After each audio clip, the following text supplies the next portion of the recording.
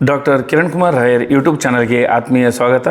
ಸ್ನೇಹಿತರೆ, ಇವತ್ತಿನ ಈ ಒಂದು ವಿಡಿಯೋದಲ್ಲಿ ನಾನು NEP ರಿವೈಸ್ಡ್ BA 4ನೇ ಸೆಮಿಸ್ಟರ್ ಪಠ್ಯಕ್ಕೆ ಹಚ್ಚಿರುವಂತಹ ಕುವೆಂಪುರವರು ಬರೆದಿರುವಂತಹ ಯಾವ ಕಾಲದ ಶಾಸ್ತ್ರ ಎನ್ನುವಂಥ ಒಂದು ಪದ್ಯದ ವಿಶ್ಲೇಷಣೆಯನ್ನು ಮಾಡ್ತಾ ಇದ್ದೀನಿ. ಬನ್ನಿ ಸ್ನೇಹಿತರೆ, ಹಾಗಾದರೆ ಈ ಒಂದು ಕಾವ್ಯದ ವಿಶ್ಲೇಷಣೆಯನ್ನು ನೋಡೋಣ. ಯಾವ ಕಾಲದ ಶಾಸ್ತ್ರವೇನು ಹೇಳಿದರೇನು, ಎದೆಯದನಿಗೂ ಮಿಗಿಲು ಶಾಸ್ತ್ರವಿಹುದೇನು ಎಂದು ಮನು ಬರಿದಿಟ್ಟುದು ಇಂದು ಯಮೆಗೆ ಕಟ್ಟೇನು, ನಿನ್ನೆದೆಯ ದನಿ ಋಷಿ ಮನು ನಿನಗೆ ನೀನು ಅಂಥೇಳಿ ಇಲ್ಲಿ ಕುವೆಂಪುರವರು ಮೊದಲನೇ ಒಂದು ಪ್ಯಾರದಲ್ಲಿ ಹೇಳಿರುವುದನ್ನು ನಾವು ಕಾಣ್ತೇವೆ. ಇದರ ಅರ್ಥ ಏನು ಅಂತಂದರೆ, ಈ ಶಾಸ್ತ್ರ ಸಂಪ್ರದಾಯಗಳನ್ನು ಎಂದೂ ಬರೆದಿಟ್ಟಿರುವಂತಹ ಒಂದು ಕೃತಿಗಳು, ಅವುಗಳಲ್ಲಿ ಏನು ಹೇಳಿರ್ತಾರೆ ಅಂತಂದರೆ, ಅವತ್ತಿನ ಒಂದು ಸಮಾಜದಲ್ಲಿ, ಅವತ್ತಿನ ಒಂದು ಪರಿಸರದಲ್ಲಿ ಯಾವ ರೀತಿಯಾಗಿ ಇರಬೇಕು ಅನ್ನುವಂಥದ್ದನ್ನು ಅವತ್ತಿನ ಒಂದು ಸಂದರ್ಭಕ್ಕೆ ಅನುಗುಣವಾಗಿ ಒಂದು ಶಾಸ್ತ್ರವನ್ನು ರಚನೆಯನ್ನು ಮಾಡಿರ್ತಾರೆ. ಆದರೆ ಆ ಶಾಸ್ತ್ರಗಳು ಇಂದಲೂ ಪ್ರಸ್ತುತ ಆಗಬೇಕೇನು ಅನ್ನುವಂಥ ಒಂದು ಪ್ರಶ್ನೆ ನಮ್ಮ ತಲೆಯಲ್ಲಿ ನಾವು ಮೂಡಿಸ್ಕೋಬೇಕಾಗ್ತದೆ. ಯಾಕಂದರೆ ಅವತ್ತಿನ ಜನಗಳು ಬೇರೆ, ಅವತ್ತಿನ ಪರಿಸ್ಥಿತಿಗಳು ಬೇರೆ, ಅವತ್ತಿನ ಒಂದು ಇರುವಿಕೆಯ ಒಂದು ಆರ್ಥಿಕ ಮಟ್ಟನೇ ಬೇರೆ, ಸಾಮಾಜಿಕ ಸ್ಥಿತಿಗತಿಗಳೇ ಬೇರೆ ಆಗಿದ್ದು. ಆದರೆ ಇವತ್ತಿನ ದಿನ ಆ ಒಂದು ಸ್ಥಿತಿಗತಿಯಲ್ಲಿ ನಾವು ಇಲ್ಲ. ಈಗ ಸಂಪೂರ್ಣವಾಗಿ ಅವತ್ತಿನ ಒಂದು ಸ್ಥಿತಿಗತಿಗಳಿಗೂ ಮತ್ತು ಇವತ್ತಿನ ಸ್ಥಿತಿಗತಿಗಳಿಗೂ ಸಾಕಷ್ಟು ಬದಲಾವಣೆಗಳು ಕಂಡಿರ್ತವೆ. ಹಾಗಾಗಿ ಇಲ್ಲಿ ಏನು ಹೇಳ್ತಾರೆ ಕವಿ ಅಂತಂದರೆ, ಯಾವ ಕಾಲದ ಶಾಸ್ತ್ರವೇನು ಹೇಳಿದರೇನು ಅಂದ್ರೆ, ಯಾವತ್ತೋ ಒಂದು ದಿನ ಆ ಒಂದು ಶಾಸ್ತ್ರ ಏನು ಬರೆದಿಟ್ಟಿರ್ತಾರೋ ಅದು ಏನು ಹೇಳಿದರೆ ಏನು ಉಪಯೋಗ ಅಂಥೇಳಿ ಹೇಳಿ ಮುಂದೇನು ಹೇಳ್ತಾರೆ ಅಂತಂದ್ರೆ, ಎದೆಯ ದನಿಗೂ ಮಿಗಿಲು ಶಾಸ್ತ್ರವಿಹುದೇನು ಅಂತ ಹೇಳ್ತಾರೆ. ಅಂದರೆ ಇಲ್ಲಿ ಇವರು ಸಂಪೂರ್ಣವಾಗಿ ಕುವೆಂಪುರವರು ಏನು ಮಾಡ್ತಾರೆ ಅಂದರೆ, ಶಾಸ್ತ್ರಗಳು ಏನದವು ಆ ಶಾಸ್ತ್ರಗಳು ಇವತ್ತಿನ ದಿನಮಾನಗಳಿಗೆ ಸಲ್ಲುವಂಥವು ಅಲ್ಲ ಅನ್ನುವಂತಹ ಮಾತನ್ನು ಇಲ್ಲಿ ಹೇಳುವಂಥದ್ದನ್ನು ನಾವು ಕಾಣ್ತೀವಿ. ಇವರ ಪ್ರಕಾರ ಶಾಸ್ತ್ರ ಅಂದರೆ ಏನು ಅಂತಂದ್ರೆ, ನಮ್ಮ ಎದೆಯ ದನಿ, ನಮ್ಮ ಎದೆ ಅಂದ್ರೆ ನಮ್ಮ ಹೃದಯದಲ್ಲಿ ಏನು ನಾವು ವಿಚಾರ ಮಾಡ್ತೇವೋ, ನಮ್ಮಲ್ಲಿ ನಮ್ಮ ಎದೆಯಲ್ಲಿ ಏನು ಅಭಿಪ್ರಾಯಗಳು ಮೂಡ್ತವೋ ಆ ಅಭಿಪ್ರಾಯಗಳೇ ಶಾಸ್ತ್ರಗಳು, ಅವಕ್ಕಿಂತ ಮಿಗಿಲಾದಂಥವು ಯಾವೂ ಇಲ್ಲ ಅನ್ನುವಂಥ ಮಾತನ್ನು ಇಲ್ಲಿ ಕವಿ ಹೇಳುವಂಥದ್ದನ್ನು ನಾವು ಕಾಣ್ತೀವಿ. ಅಂದರೆ ಬೇರೆಯವರು ಹೇಳಿರುವಂತಹ ಮಾತುಗಳನ್ನು ನಾವು ಒಪ್ಪದೆ ನಮ್ಮ ಎದೆಯ ಮಾತನ್ನು ನಾವು ಒಪ್ಪಬೇಕು ಅನ್ನುವಂತಹ ಮಾತು ಈ ಸಾಲಿನಲ್ಲಿ ಅಡಕವಾಗಿರುವಂಥದ್ದನ್ನು ನಾವು ಕಾಣ್ಬೋದು. ಮುಂದೇನು ಹೇಳ್ತಾರೆ ಅಂತಂದ್ರೆ, ಹಿಂದೆ ಬರೆದಿರುವಂತಹ ಮನು ಈ ಸ್ಮೃತಿಗಳಲ್ಲಿ ಹೇಳಿರುವಂತಹ ಮಾತುಗಳೆಲ್ಲ ನಿಜವಾದಂಥವಲ್ಲ ಅನ್ನುವಂಥ ರೀತಿಯಲ್ಲಿ ಇಲ್ಲಿ ಹೇಳುವಂಥದ್ದನ್ನು ನಾವು ಕಾಣ್ತೀವಿ. ಏನು ಹೇಳ್ತಾರೆ ಅಂದರೆ, ಎಂದೋ ಮನು ಬರೆದಿಟ್ಟದ್ದು ಇಂದೆಮಗೆ ಕಟ್ಟೇನು ಅಂಥೇಳಿ. ಅಂದ್ರೆ ಆ ಮನು ಯಾವುದೋ ಒಂದು ಕಾಲದಲ್ಲಿ ಬರೆದಿಟ್ಟ, ಆದರೆ ಅವತ್ತಿನ ಒಂದು ಪರಿಸ್ಥಿತಿಗೆ ಅದು ಮನುಸ್ಮೃತಿ ಏನಾಗಿರ್ಬೋದು, ಒಪ್ಪಿತ ಆಗಿರ್ಬೋದು. ಆದರೆ ಅವತ್ತಿನ ಕಾಲದಲ್ಲಿ ಅದು ಒಪ್ಪಿತವಾಗಿತ್ತು, ಆ ಒಂದು ನಿಯಮಗಳನ್ನು ಪಾಲಿಸಬೇಕಾಗಿತ್ತು, ಅವ ಕಟ್ಟಳೆಗಳಾಗಿದ್ದು ಅವತ್ತಿನ ದಿನ ಅಂತಂದ್ರೆ, ಇವತ್ತು ಸಹಿತ ಅವು ಕಟ್ಟಳೆಗಳಾಗಬೇಕೇನೋ, ಆ ರೀತಿ ಪಾಲನೆಯನ್ನು ನಾವು ಮಾಡಬೇಕೇನೋ, ಅವುಗಳ ಇವತ್ತು ನಮ್ಮ ಒಂದು ನಿರ್ಬಂಧಗಳು ಅಂಥೇಳಿ ನಾವು ತಿಳ್ಕೊಬೇಕೇನೋ ಅಂಥೇಳಿ ಇಲ್ಲಿ ಪ್ರಶ್ನೆಯನ್ನು ಹಾಕುವಂಥದ್ದನ್ನು ನಾವು ಕಾಣ್ತೀವಿ. ಅಂದ್ರೆ ಅವು ಅವತ್ತಿನ ದಿನಕ್ಕೆ ಸರಿಯಾಗಿರ್ಬೋದು, ಆದರೆ ಇವತ್ತಿನ ದಿನಕ್ಕೆ ಸರಿಯಲ್ಲ ಅನ್ನುವಂಥ ಮಾತು ಈ ಸಾಲಿನಲ್ಲಿ ವ್ಯಕ್ತ ಆಗುವಂಥದ್ದನ್ನು ನಾವು ಕಾಣ್ತೀವಿ. ನೋಡ್ರಿ, ಮುಂದೆ ಹೇಳ್ತಾರೆ ಏನಪ್ಪ ಕವಿ ಹೇಳಿರುವಂಥ ಮಾತು ಅಂದ್ರೆ, ನಿನ್ನೆದೆಯ ದನಿಯೇ ಋಷಿ. ನೋಡ್ರಿ, ಋಷಿ ಅನ್ನುವಂತಹ ಮಾತು ಏನೈತಲ್ಲ, ಈ ಮನು ಒಬ್ಬ ಋಷಿ ಆಗಿರ್ಬೋದು ಖರೆ, ಆದ್ರೆ ಆ ಋಷಿ ಅಥವಾ ಇನ್ನೊಬ್ಬ ಋಷಿಯನ್ನು ಹುಡ್ಕೊಂಡು ಹೋಗುವಂಥದ್ದು ಬೇಕಾಗಿಲ್ಲ. ಋಷಿ ಎಲ್ಲಿ ಅದಾನ ಅಂತಂದ್ರೆ ನಿನ್ನ ಮನಸ್ಸಿನಲ್ಲೇ ಅದಾನ ಅವನು, ನಿನ್ನ ಒಂದು ಎದೆಯಲ್ಲೇ ಅವನದಾನ. ನಿನ್ನ ಮನಸ್ಸಿನಲ್ಲಿ ಏನು ಉತ್ಪತ್ತಿ ಆಗ್ತದೋ ಆ ಧ್ವನಿನೇ ನಿನಗೆ ಋಷಿ ಆಗಿರ್ತದೆ. ನಿನಗೆ ತಿಳುವಳಿಕೆಯನ್ನು ಮೂಡಿಸುವಂತಹ, ನಿನ್ನ ಜ್ಞಾನವನ್ನು ಹೆಚ್ಚಿಸುವಂತಹ ಋಷಿ ಆ ಒಂದು ಹೃದಯದಲ್ಲಿ ಉತ್ಪತ್ತಿಯಾಗುವಂತಹ ಮಾತುಗಳ ಆಗಿರ್ತಾವ ಅನ್ನುವಂಥ ಮಾತನ್ನು ಇಲ್ಲಿ ಹೇಳಿ ಮುಂದೇನು ಹೇಳ್ತಾ ಅಂದ್ರೆ, ಮನು ನಿನಗೆ ನೀನು. ನೋಡ್ರಿ, ಇಲ್ಲಿ ಮನು ಯಾರು ಬೇರೆ ಅಲ್ಲ. ಆ ಮನು ಏನು ನಮ್ಮಂಗೆ ಅವನು ಒಬ್ಬ ಸಾಮಾನ್ಯ ವ್ಯಕ್ತಿ, ಅವನೇನು ದೇವಪುರುಷ ಅಲ್ಲ. ಅವನು ಏನು ವಿಚಾರ ಮಾಡಿ ಬರೆದಿದ್ನೋ ಅದೇ ರೀತಿಯಲ್ಲಿ ಅದಕ್ಕಿಂತ 10ರಷ್ಟು ವಿಚಾರ ಮಾಡೋ ಶಕ್ತಿ ನಿಮ್ಮಲ್ಲಿಯೂ ಐತೆ ಅನ್ನುವಂಥ ರೀತಿಯಲ್ಲಿ ಇಲ್ಲಿ ಆ ಒಂದು ಮಾತನ್ನು ಹೇಳ್ತಾ ಏನು ಹೇಳ್ತಾರೆ ಅಂದ್ರೆ, ಮನು ನಿನಗೆ ನೀನು ಅಂತ ಹೇಳ್ತಾರೆ. ಅಂದ್ರೆ ಯಾವುದೇ ಒಬ್ಬ ವ್ಯಕ್ತಿ ಇಲ್ಲಿ ನಾನು ಸಾಮಾನ್ಯ ಕನಿಷ್ಠ ಅಂತೇಳಿ ತಿಳ್ಕೊಳ್ಳದೆ ನನ್ನಲ್ಲೂ ಸಾಮರ್ಥ್ಯ ಐತಿ ಅನ್ನುವಂತಹ ಒಂದು ಮಾತನ್ನು ನಾವು ನಂಬ್ಕೊಂಡಾಗ ಎಲ್ಲರಿಗೂ ಅವ್ರದ್ದೇ ಆದಂಥ ಒಂದು ಸಾಮರ್ಥ್ಯ ಗುಣಗಳು ಅವರಲ್ಲಿ ಇರ್ತಾವ ಅನ್ನೋದನ್ನು ಬಡಿದು ಎಚ್ಚರಿಸುವ ರೀತಿಯಲ್ಲಿ ಈ ಮಾತುಗಳನ್ನು ಕವಿ ಕುವೆಂಪುರವರು ಹೇಳಿರುವಂಥದ್ದನ್ನು ನಾವು ಕಾಣ್ತೀವಿ. ಇಲ್ಲಿ ತಮ್ಮ 2ನೇ ಪ್ಯಾರದಲ್ಲಿ ಕವಿ ಏನು ಹೇಳ್ತಾರೆ ಅನ್ನೋದನ್ನು ನೋಡೋಣ ಬನ್ನಿ. ನೀರಡಿಸಿ ಬಂದ ಸೋದರರಿಗೆ ನೀರನ್ನು ಕೊಡಲು ಮನುಧರ್ಮಶಾಸ್ತ್ರವನ್ನು ಗೊರೆಯಬೇಕೇನು? ನೊಂದವರ ಕಂಬನಿಯನ್ನೊರಸಿ ಸಂತೈಸುವಡೆ ಶಾಸ್ತ್ರ ಪ್ರಮಾಣವದಕ್ಕಿರಲೇಬೇಕೇನು? ನೋಡ್ರಿ, ಶಾಸ್ತ್ರ ಪ್ರಮಾಣವು ಅದಕ್ಕೆ ಇರಲೇಬೇಕೇನು ಅಂಥೇಳಿ ಇಲ್ಲಿ ಕವಿ ಹೇಳುವಂಥ ಮಾತುಗಳು ಇವತ್ತಿನ ಪ್ರಸ್ತುತ ದಿನಗಳಲ್ಲಿ ಈ ಜಾತೀಯತೆ ಎನ್ನುವಂಥದ್ದು ತೊಡೆದು ಹಾಕಬೇಕು ಅನ್ನೋಂಥ ರೀತಿಯಲ್ಲಿ ಇರುವಂಥ ಮಾತುಗಳಾಗಿ ಹೊರಹೊಮ್ಮುವಂಥದ್ದನ್ನು ನಾವು ಕಾಣ್ತೀವಿ. ಸ್ನೇಹಿತರೆ, ನಮ್ಮಲ್ಲಿ ಈ ಭಾರತದಲ್ಲಿ, ಅದು ವಿಶ್ವದಲ್ಲೇ ನಾವು ನೋಡಿದಾಗ ನಮ್ಮ ಭಾರತದಲ್ಲಿ ಅತಿ ಜಾತೀಯತೆ ಇರುವಂಥದ್ದನ್ನು ನಾವು ಕಾಣ್ತೇವೆ. ಇಲ್ಲಿ ಈ ಜಾತೀಯತೆಯನ್ನು ನಿರ್ಮೂಲನೆ ಮಾಡೋದಕ್ಕಂಥೇಳಿ ಹಿಂದಲಿಂದನೂ ಸತತವಾಗಿ ಈ ದಾಸರಾಗಿರ್ಬೋದು, ಶರಣರಾಗಿರ್ಬೋದು, ನಮ್ಮ ಈ ಕವಿಗಳಾಗಿರ್ಬೋದು ಹಲವಾರು ರೀತಿಯಿಂದ ಸಾಹಿತ್ಯವನ್ನು ರಚಿಸಿ ನಮ್ಮಲ್ಲಿ ಜಾತೀಯತೆಯನ್ನು ತೊಡೆದುಹಾಕುವಂಥ ಕೆಲಸವನ್ನು ಮಾಡಿದರೂ ಸಹಿತ ಜಾತಿಗಳು ನಾಶವಾಗದೆ ಇನ್ನೂ ಹೆಚ್ಚು ಉಲ್ಬಣಗೊಳ್ತಾ ಇರುವಂಥದ್ದು, ಬೆಳೀತಾ ಇರುವಂಥದ್ದನ್ನು ನಾವು ಇವತ್ತಿನ ದಿನಗಳಲ್ಲಿ ನೋಡ್ತಾ ಇದ್ದೀವಿ. ಸ್ನೇಹಿತರೆ, ಇಲ್ಲಿ ಅದೇ ಒಂದು ಮಾತನ್ನು ಹೇಳ್ತಾರೆ.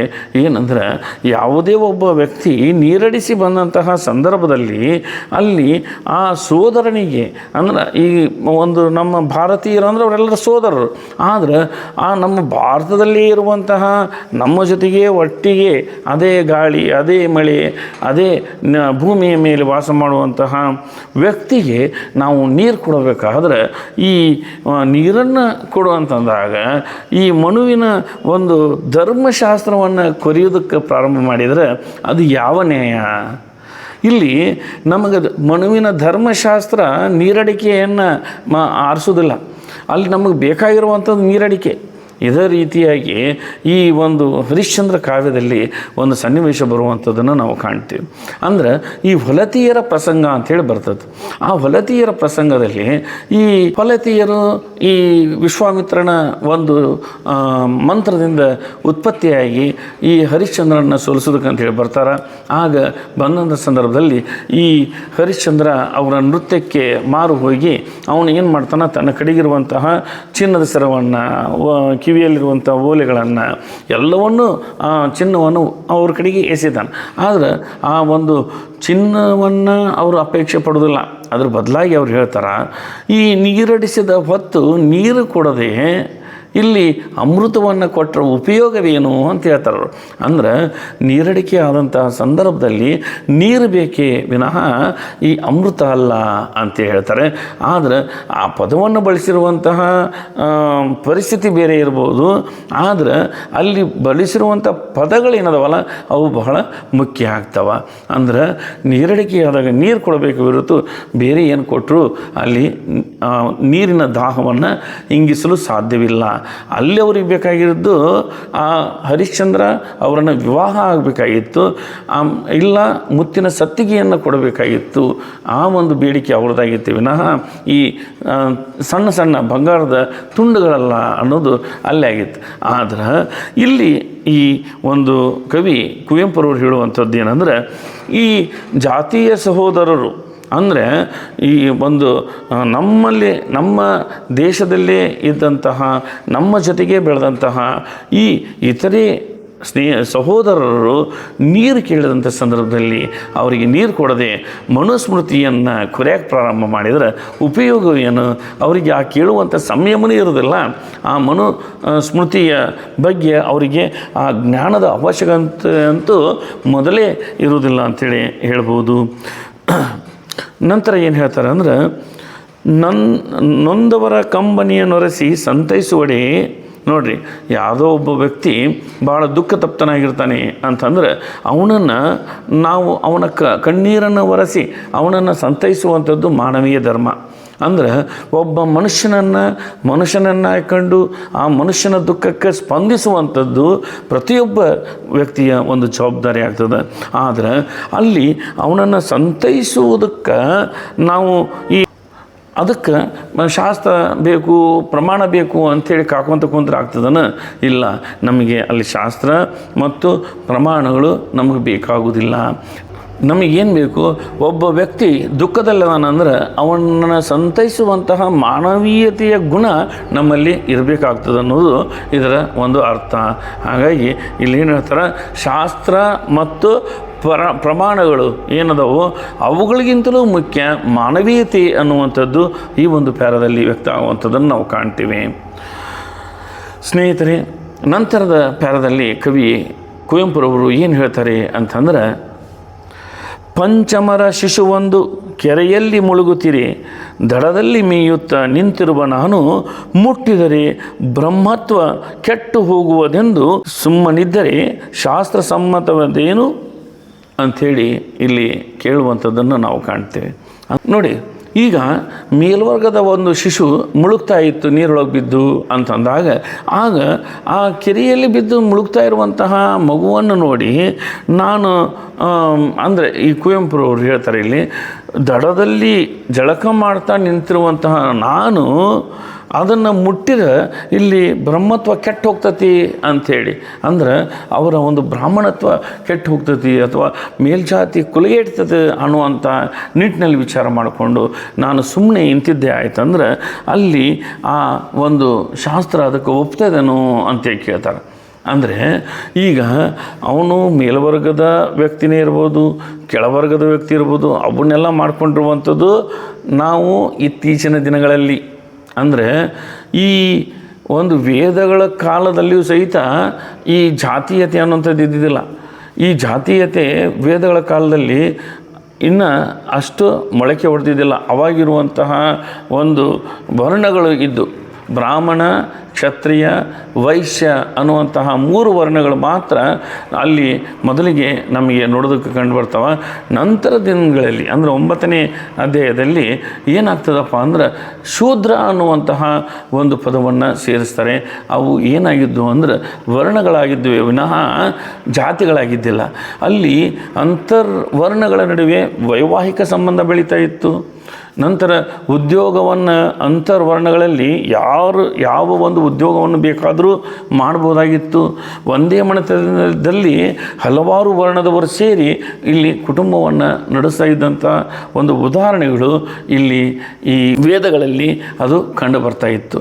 ಆದರೆ ಮನುಸ್ಮೃತಿಯ ಕಾಲಕ್ಕೆ ಬರುವಷ್ಟೊತ್ತಿಗೆ ಅದು ಜಾತಿಗಳಾಗಿ ಮಾರ್ಪಟ್ಟು ಈ ಜಾತಿ ಅನ್ನುವಂತಹ ಜಾಡು ನಮ್ಮಲ್ಲಿ ಒಂದು ರೀತಿ ಭಯಂಕರವಾದಂತಹ ಒಂದು ರೋಗವಾಗಿ ಅದು ಪರಿಣಮಿಸ್ತು ಅಂಥೇಳಿನೇ ನಾವು ಹೇಳ್ಬೋದು. ಇವತ್ತು ಆ ಜಾತೀಯತೆ ಅನ್ನುವಂತಹ ಗೋಡೆಯನ್ನು ಒಡಿಬೇಕಾದ್ರೆ ಅದು ಎಷ್ಟು ಹೊಡೆದ್ರೂ ಮತ್ತೆ ಅದು ಎತ್ತರಕ್ಕೆ ಬೆಳಿತನ ಹೋಗ್ತಾ ಇದ್ದೇವೇನೋ, ಅದು ರಕ್ತ ಬೀಜಾಸುರನ ರೀತಿಯಲ್ಲಿ ಇವತ್ತು ವ್ಯಾಪಕವಾಗಿ ಅದು ಬೆಳೀತಾ ಇರುವಂಥದ್ದನ್ನು ನಾವು ಕಾಣ್ತೀವಿ. ಹಾಗಾಗಿ ಈ ಜಾತಿ ನಿರ್ಮೂಲನೆಯನ್ನು ಮಾಡುವಂಥದ್ದು ನಮ್ಮಿಂದ ಮತ್ತು ಈ ಸಾಮಾನ್ಯ ಜನರಿಂದ ಸಾಧ್ಯವಾಗದ ಮಟ್ಟಿಗೆ ಅದು ಬೆಳೆದು ನಿಂತಿರುವಂಥದ್ದನ್ನು ನಾವು ಇವತ್ತು ಕಾಣ್ತೀವಿ. ಸ್ನೇಹಿತರೆ, ಇಲ್ಲಿ ಈ ಕುವೆಂಪುರವರು ಹೇಳ್ತಾರೆ, ಈ ಪಂಚಮರ ಮಗುವೊಂದು ಅಂದರೆ ಶಿಶುವೊಂದು ನೀರಲ್ಲಿ ಅಂದರೆ ಕೆರೆಯಲ್ಲಿ ಮುಳುಗ್ತಾ ಇದ್ದಂಥ ಸಂದರ್ಭದಲ್ಲಿ ಆ ಮಗು ಇನ್ನೇನು ನೀರಲ್ಲಿ ಮುಳುಗಿ ಸಾಯ್ತದೆ ಅಂತಂದಾಗ ಅಲ್ಲಿ ಅವನು ಜಾತೀಯತೆಯನ್ನು ನೋಡಬೇಕು, ಮಾನವೀಯತೆಯನ್ನು ಮೆರಿಬೇಕು. ಈ ಪ್ರಶ್ನೆ ಬಂದಾಗ ನಾವು ಮಾನವೀಯತೆಯನ್ನು ಇಟ್ಕೊಂಡು ಮುಟ್ಟಿದ್ದಾತಂದ್ರೆ ಮೇಲ್ವರ್ಗದವ್ರು ಹೊಡೆಯೋದು ಮತ್ತು ಕೆಳವರ್ಗದವ್ರು ಅನ್ನಿಸ್ಕೊಂಡಂಥವ್ರನ್ನ ಒಂದು ವೇಳೆ ಬಿಟ್ಟರೆ ಮಂದಿ ಬಂದು ಅನ್ನೋದೂ ಅವರಿಗೆ ನೋಡ್ದ ಒಬ್ಬ ಮಗು ಸಾಯ್ತಾ ಇತ್ತು ಏನಾರು ಒಂದು ಮಾಡಿ ಅದನ್ನ ಉಳಿಸ್ಲಿಲ್ಲಲ್ಲ ಅನ್ನುವಂತಹ ನಿಟ್ಟಿನಲ್ಲಿ ಅಂತಾರೆ. ಹೀಗೆ ಇಂಥ ಒಂದು ಪರಿಸ್ಥಿತಿ ಬಂದಾಗ ಏನು ನಾನು ತೀರ್ಮಾನವನ್ನು ತಗೋಬೇಕು ಅನ್ನುವಂಥ ನಿಟ್ಟಿನಲ್ಲೇ ಕುವೆಂಪುರವರು ಈ ಪ್ರಶ್ನೆಯನ್ನು ನಮಗೆ ಕೇಳ್ತಾರೆ. ಪಂಚಮರ ಶಿಶುವೊಂದು ಕೆರೆಯಲ್ಲಿ ಮುಳುಗುತ್ತೀರಿ, ದಡದಲ್ಲಿ ಮೀಯುತ್ತಾ ನಿಂತಿರುವ ನಾನು. ಅಂದರೆ ಈ ಒಂದು ಮಗು ಅಲ್ಲಿ ನೀರಿನಲ್ಲಿ ಮುಳುಗ್ತಾ ಇದ್ದಂಥ ಸಂದರ್ಭದಲ್ಲಿ ಕೆರೆಯ ದಡದಲ್ಲಿ ಜಳಕ ಮಾಡ್ತಾ ಇರುವಂತಹ ನಾನು ಈ ಆ ಮಗುವನ್ನು ಮುಟ್ಟಿರೋದ್ರೆ ಬ್ರಹ್ಮತ್ವ ನಾಶ ಆಗ್ತದೆ ಅಂಥೇಳಿ ನಾನು ಸುಮ್ಮನೆ ಇಂತ್ರ ಈ ಶಾಸ್ತ್ರ ನಮ್ಮನ್ನು ಸಮ್ಮತಿಸ್ತದನೋ, ನಮ್ಮನ್ನು ಅದು ಒಪ್ಕೊಳ್ತೈತೇನೋ, ಕ್ಷಮಿಸ್ತದನೋ ಅನ್ನುವಂಥ ಮಾತನ್ನು ಇಲ್ಲಿ ಪ್ರಶ್ನೆಯಾಗಿ ಕೇಳುವಂಥದ್ದನ್ನು ನಾವು ಕಾಣ್ತೀವಿ. ಸ್ನೇಹಿತರೆ, ಮುಂದಿನ ಒಂದು ಪ್ಯಾರದಲ್ಲಿ ಕವಿ ಏನು ಹೇಳ್ತಾರೆ ಅಂತಂದ್ರೆ, ಅಂತೂ ಮನು ತಾನು ಹೇಳಿರಲಾರನಯ್ಯಯ್ಯೋ, ಅಂತು ಮನು ತಾನು ಹೇಳಿರಲಾರನಯ್ಯಯ್ಯೋ, ಹೇಳಿದ್ದರವನು ಶಾಸ್ತ್ರದೊಳೇ ಸುತ್ತಿ, ಹೇಳಿದ್ದರವನನು ಶಾಸ್ತ್ರದೊಳೇ ಸುತ್ತಿ ಸ್ವರ್ಗ ಹೋಗಲಿ ಮತ್ತೆ ನರಕ ಬಂದರೂ ಬರಲಿ, ಎದೆಯ ಧೈರ್ಯವ ಮಾಡಿ ಬಿಸುಡ ಆಚೆಗೆತ್ತಿ. ನೋಡ್ರಿ ಇಲ್ಲಿ ಏನು ಹೇಳ್ತಾರೆ ಅಂದ್ರೆ, ಒಂದು ವೇಳೆ ಈ ರೀತಿಯಾಗಿ ಕೆರೆಯಲ್ಲಿ ಮಗು ಸತ್ತು ಹೋಗ್ತಾ ಇದ್ದರೂ ನೀನು ನೋಡ್ಕೊತ ನಿಲ್ಲಬೇಕು. ಒಂದು ವೇಳೆ ಮುಟ್ಟಿರ ಬ್ರಾಹ್ಮಣತ್ವ ಹೋಗ್ತದೆ ಅಂತೇಳಿ ಏನಾರ ಆ ಮನುಸ್ಮೃತಿಯೊಳಗೆ ಬರೆದಿದ್ದ ಆತಂದ್ರೆ, ಬರೆದಿಲ್ಲ ಖರೆ ಆದ್ರೆ ಬರೆದಿದ್ದ ಆಯಿತು ಅಂತಂದ್ರೆ ಶಾಸ್ತ್ರದೊಳಗೇ ಸುತ್ತಿ ಏನು ಬರೆದಿದ್ದ ಶಾಸ್ತ್ರ ಅದು ಶಾಸ್ತ್ರದೊಳಗೆ ಸುತ್ತಿ ಅವನನ್ನು ಬಿಸಾಡಬೇಕು ಅಂತೇಳಿ ಹೇಳ್ತಾರೆ. ಒಂದು ವೇಳೆ ಸ್ವರ್ಗ ಹೋದ್ರೆ ಹೋಗಲಿ ಅಂದರೆ ಏನಪ್ಪ, ಇಲ್ಲಿ ಬ್ರಾಹ್ಮಣರಿಗೆ ಹಲವಾರು ಅಧಿಕಾರಗಳನ್ನು ಕೊಟ್ಟರು, ಕ್ಷತ್ರಿಯರಿಗೆ ಹಲವಾರು ಅಧಿಕಾರಗಳನ್ನು ಕೊಟ್ಟರು. ನಂತರ ಈ ಸನ್ಮಾರ್ಗವನ್ನು ಪಡ್ಕೋಬೇಕು, ಸದ್ಗತಿಯನ್ನು ಪಡ್ಕೋಬೇಕಾದ್ರೆ ಅವರಿಗೆ ಹಲವಾರು ಮಾರ್ಗಗಳನ್ನು ಸೂಚಿಸಿದರು.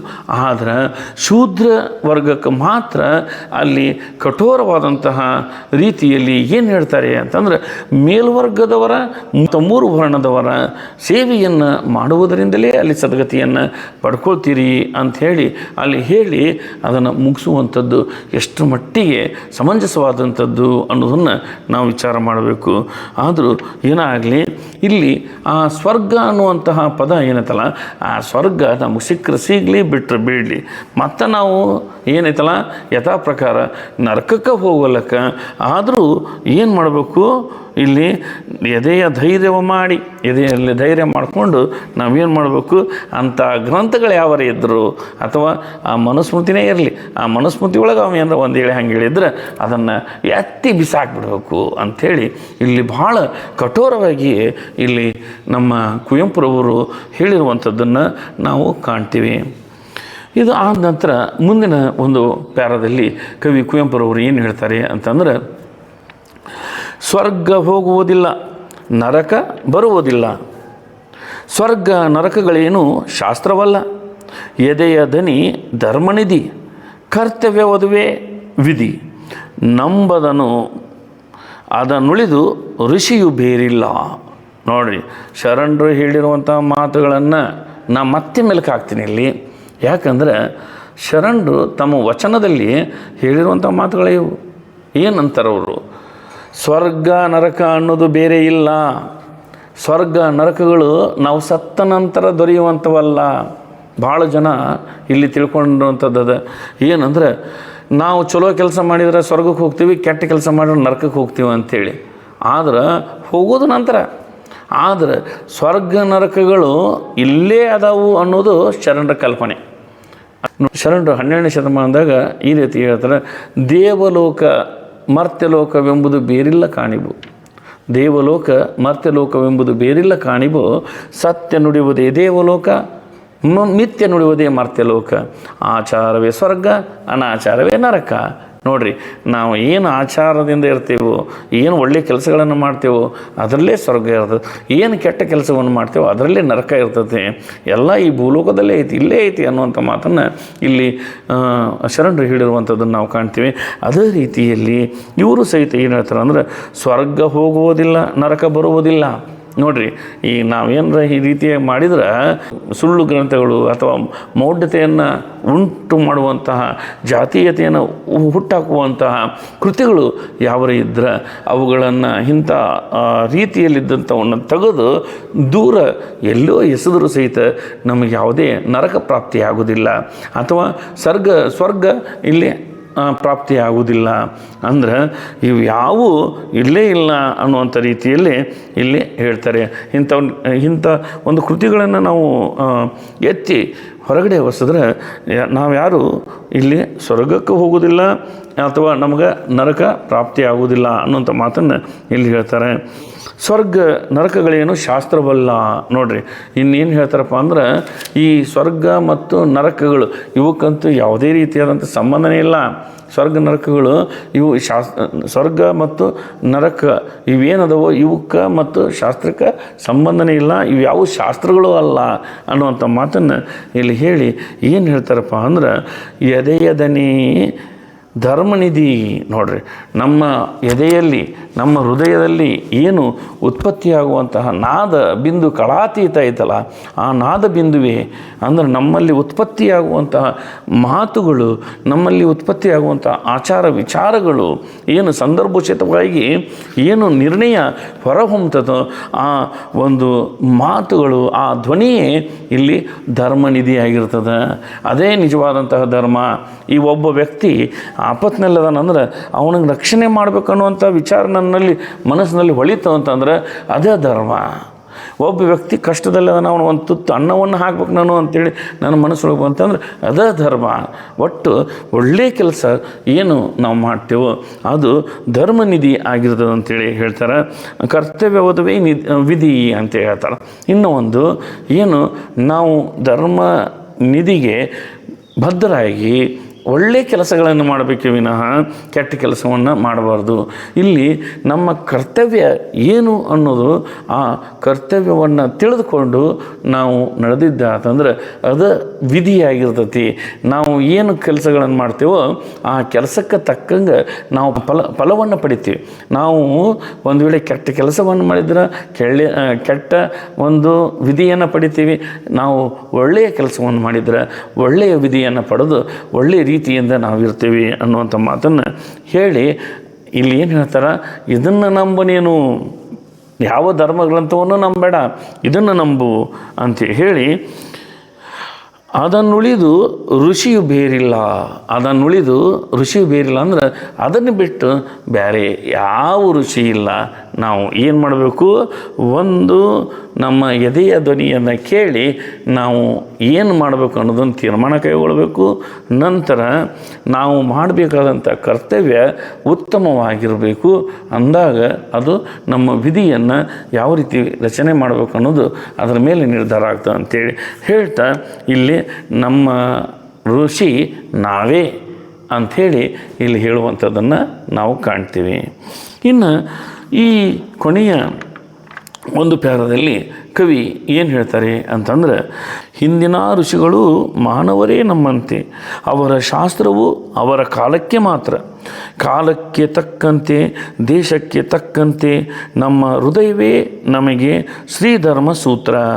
ನೋಡ್ರಿ, ಇದರೊಳಗಂತೂ ಖಂಡಿತವಾಗಿ ಏನು ಹೇಳ್ತಾರೆ ಅಂದರೆ, ನಾವು ಯಾವ ಕಾಲದ ಸಾಹಿತ್ಯವನ್ನು ಅಥವಾ ಈ ಧರ್ಮ ಗ್ರಂಥಗಳನ್ನು ಓದ್ತಾ ಇದ್ದೀವಿ ಅನ್ನೋದನ್ನು ಮೊದಲಿಗೆ ನಾವು ತಿಳ್ಕೋಬೇಕು. ಈಗ 10ನೇ ಶತಮಾನದ ಸಾಹಿತ್ಯವನ್ನು ಓದಾಗತ್ತೇವಂದ್ರೆ ಆ ಸಾಹಿತ್ಯದಂಗೆ ಇವತ್ತಿನ ಒಂದು ಪರಿಸ್ಥಿತಿ ಇಲ್ಲಲ್ಲ ಅಂಥೇಳಿ ತುಲನೆ ಮಾಡಿಕೊಂಡು ಭಾಳ ಬೇಜಾರಾಗುವಂತಹ ಒಂದು ಕೆಲಸವನ್ನು ನಾವು ಮಾಡಬಾರ್ದು. ಯಾಕಂದ್ರೆ ಅವತ್ತಿನ ಸಾಹಿತ್ಯ ತಿಳಿಸುವುದು ಅವತ್ತಿನ ಒಂದು ಸಂದರ್ಭವನ್ನು, ಅವತ್ತಿನ ಒಂದು ಸನ್ನಿವೇಶವನ್ನು, ಅವತ್ತಿನ ಒಂದು ಪ್ರಕೃತಿಯನ್ನು, ಅವತ್ತಿನ ಒಂದು ಜನಸಂದಣಿಯನ್ನು, ಅವತ್ತಿನ ಒಂದು ರಾಜಕೀಯವನ್ನು, ಹಾಗಾಗಿ ಅವತ್ತಿನ ಒಂದು ಸಮಾಜವನ್ನು, ಹೀಗೆ ಆವತ್ತಿನ ಸಂಸ್ಕೃತಿಯನ್ನು, ಈ ರೀತಿಯಾಗಿ ಪ್ರತಿಯೊಂದು ಅವತ್ತಿನ ಒಂದು ಅಂಶಗಳನ್ನೇ ತಿಳಿಸುತ್ತೆ ಹೊರತು ಇವತ್ತಿನ ಸಂಸ್ಕೃತಿ, ಇವತ್ತಿನ ಸಮಾಜ, ಇವತ್ತಿನ ಒಂದು ಆಚಾರ ವಿಚಾರಗಳಿಗೆ ತುಲನೆ ಮಾಡಿಕೊಂಡು ಅದನ್ನು ಕಂಪೇರ್ ಮಾಡುವಂತಹ ಗೋಜಿಗೆ ನಾವು ಹೋಗಬಾರ್ದು ಅನ್ನುವಂಥ ಅಂಶವನ್ನು ಇಲ್ಲಿ ಕುವೆಂಪುರವರು ನೇರವಾಗಿ ಈ ಒಂದು ಪ್ಯಾರಾಗಳಲ್ಲಿ ಹೇಳ್ತಾರೆ. ಏನದು ಅಂತಂದ್ರೆ, ಹಿಂದಿನ ಒಂದು ಋಷಿಗಳೇನಾದರು, ಆ ಹಿಂದಿನ ಋಷಿಗಳು ಸಹಿತ ನಮ್ಮಂಗೆ ಅವರು ಮನುಷ್ಯರ, ಅವರೇನು ದೇವಮಾನವರಲ್ಲ. ಈಗ ಎಷ್ಟೋ ಧರ್ಮಗ್ರಂಥಗಳನ್ನು ಬರೆದಾರ ಅಂದ್ರೆ ಅವ್ರು ಯಾರೂ ಸಹಿತ ದೇವರುಗಳು ಬರೆದಂಥದ್ದಲ್ಲ ಕೃತಿಗಳು. ಎಲ್ಲರೂ ನಿಮ್ಮಂಗೆ ಏನೋ ಈ ಒಂದು ವ್ಯಕ್ತಿಗಳೇ ಆಗಿದ್ದರು. ಆದರೆ ಅವರು ನಮಗಿಂತ ಏನೋ ಒಂದು ಮುಂದುವರೆದು ಒಂದಿಷ್ಟು ಅಂಶಗಳನ್ನು ಬರೆದು ದಾಖಲೀಕರಣಿಸಿದ್ದಾರೆ ಅನ್ನುವಂತಹ ಒಂದು ಉದ್ದೇಶದಿಂದ ಇಲ್ಲಿ ಏನಾಗ್ತಾಯಿದೆ ಅಂದರೆ, ಅವರನ್ನು ನಮಗಿಂತ ಒಂದಿಷ್ಟು ವಿಭಿನ್ನವಾಗಿ ಅವರಿಗೆ ದೇವಮಾನವರ ಸ್ಥಾನಮಾನವನ್ನು ನಾವು ನೀಡಿರುವಂಥದ್ದನ್ನು ಕಾಣ್ತೀವಿ. ಆದರೆ ಇಲ್ಲಿ ಅವ್ರು ಯಾರೂ ದೇವರುಗಳು, ಈ ಧರ್ಮಗ್ರಂಥಗಳು ಯಾವುವು ದೇವರು ಬರೆದಿರುವಂತಹ ಧರ್ಮಗ್ರಂಥಗಳಲ್ಲ. ಅದನ್ನು ನಾವು ಮೊದಲಿಗೆ ತಿಳ್ಕೋಬೇಕು.